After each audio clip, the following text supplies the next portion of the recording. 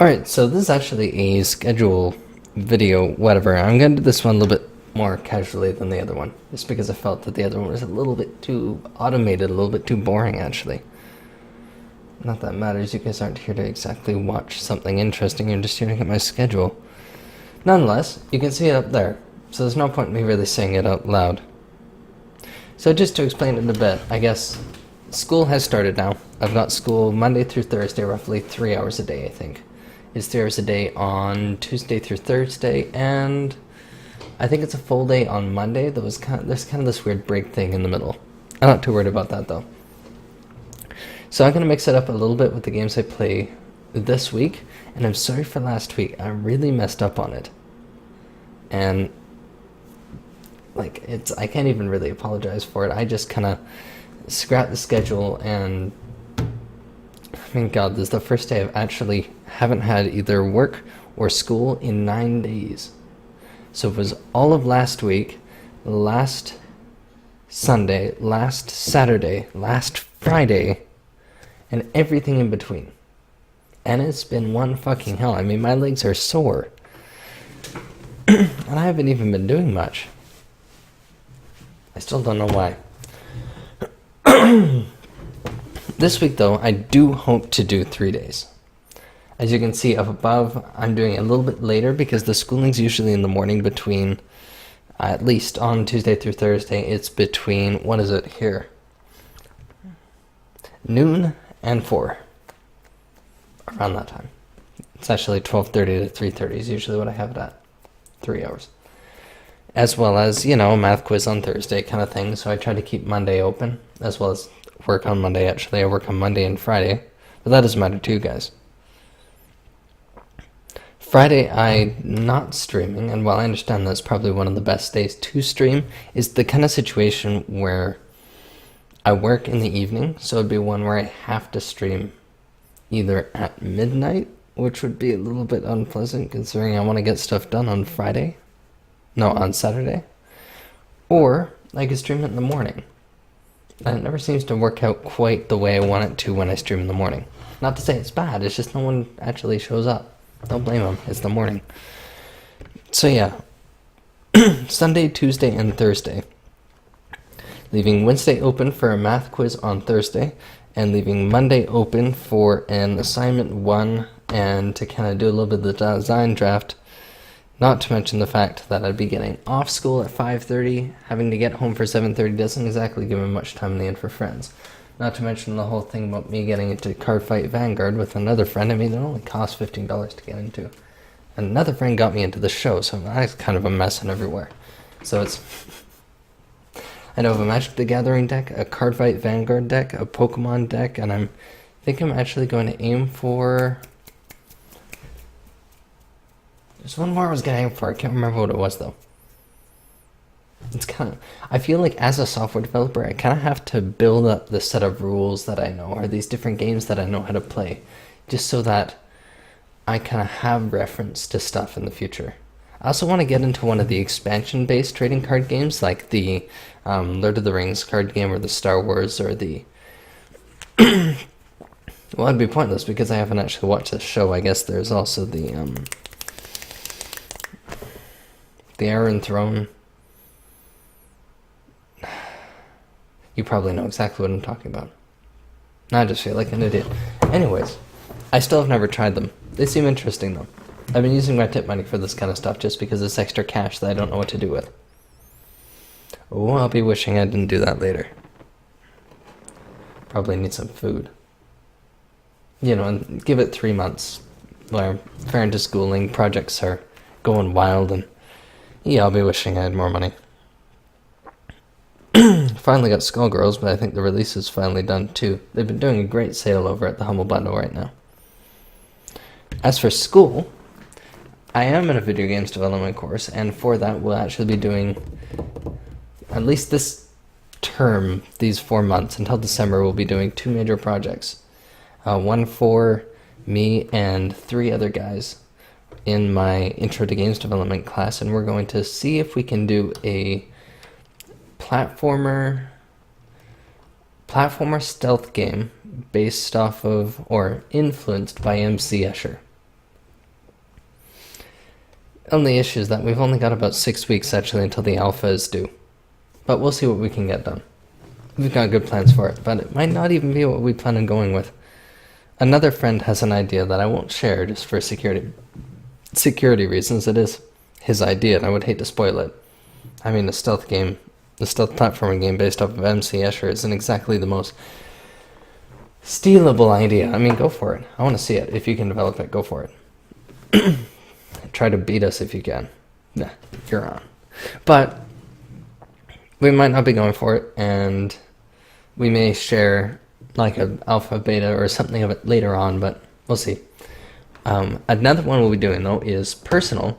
And what I was going to do, and I still want to do this, but maybe in another term, maybe in a later term, is a game called Mintipulation, based off of the words like the mint, like the developer of currency, coins, and whoever controls all that kind of stuff, and manipulation.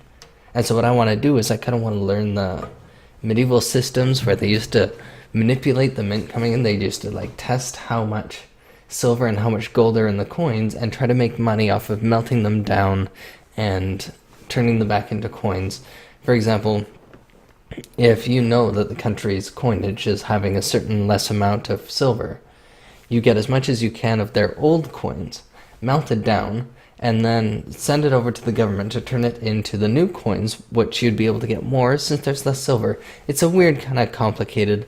I was hoping to create a kind of game, though, that slowly introduced you to these kind of concepts of manipulating the coins of 3 different countries and the economies, as well as following along the history of actually how currency and coins have evolved since I think it was either 400 or 700 BC is when we actually found the first coin.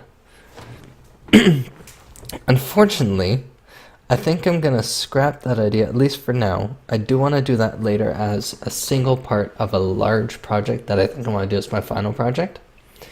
But I think I'm going to actually do a website for trading card groups.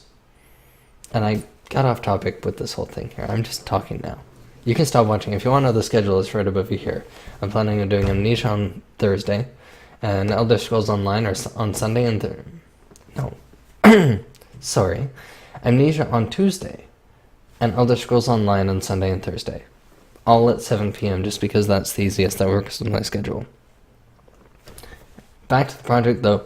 I plan on doing a website for trading card groups, like a Magic the Gathering club or a card club, so that they can kind of keep track of their members and keep track of their ELO, maybe the decks that they have, and actually inputting games after they're completed to get kind of a grasp of, oh yeah, I played these games on this day and this is how my ELO changed. One of the main things I'll be implementing is a kind of notification system and confirmation system, because it's easy if you wanted to lower your ELO so you're facing worse people to kind of create a bunch of fake games and just say that you lost versus a guy with only 500 ELO like 7 times in a row and your ELO just tanks. Well, the main thing about that is that when you create a game, you'll be wanting to have the other person have to accept the creation of the game, so that when you finish a game, as long as they're not a sore loser, that's all assuming, when you create the game or register the game in the system, the other person gets a notification, have to confirm it before the ELO is changed or anything like that at all. Because else, yeah, there'd be ELO manipulation just everywhere. And I'm hoping saying that right. ELO, I'm never sure. But I figure about 2 people now have approached me, actually, since I started BCIT just this Tuesday. Since that's Tuesday, about starting a trading card club at BCIT. So I figured, I don't want to do that. I'm the setter up for my set already, so I'm already representing like 18 people here. I don't have the responsibility, or I don't have the time to really run this club. But if I was to create an initial piece of software that they could really use to start this thing and to like make there be something unique about that club at BCIT compared to other places perhaps, a piece of software, a website that not only can they use, but update and manage, I think that would be a pretty good starting point. I don't know what I'll be doing in later terms, but you'll be hearing all about it and whatnot, because I continued on doing the streaming thing, because it's hell fun, and it gives me a recent game every once in a while. You'll see me maybe doing a little bit of programming on the platform if we do that, because I hope to do streams focused on that. It's mostly using XNA. It'll be purely for Xbox, actually, because apparently doing an outdated system with like XNA being an outdated system, I mean it stopped being supported in 2010, I think it was.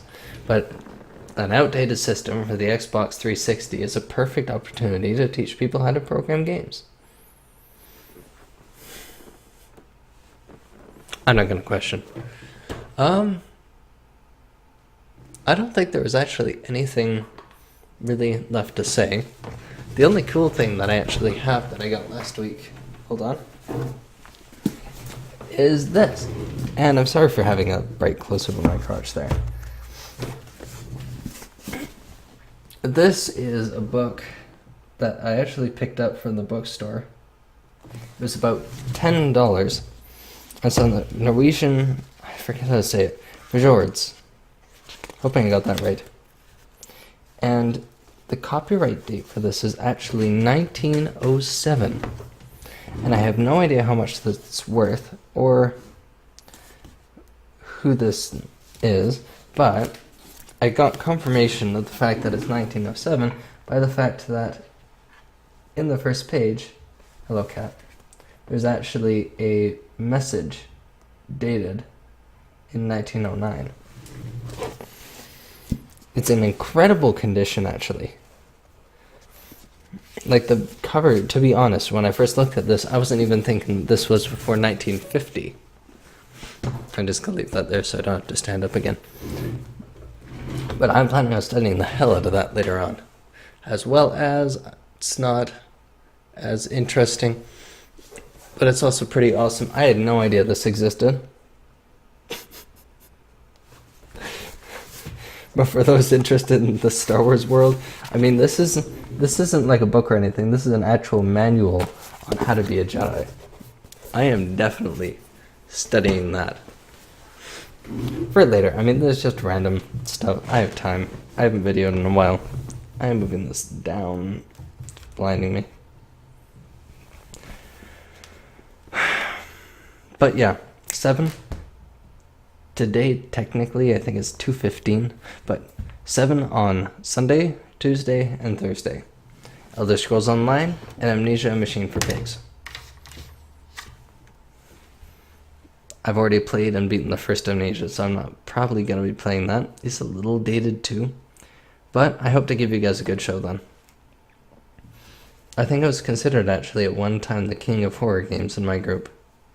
I was the kind of guy, I wasn't great at like handling the horror or the scares, but I was the kind of guy that just was consistent enough to learn the techniques of how to play them.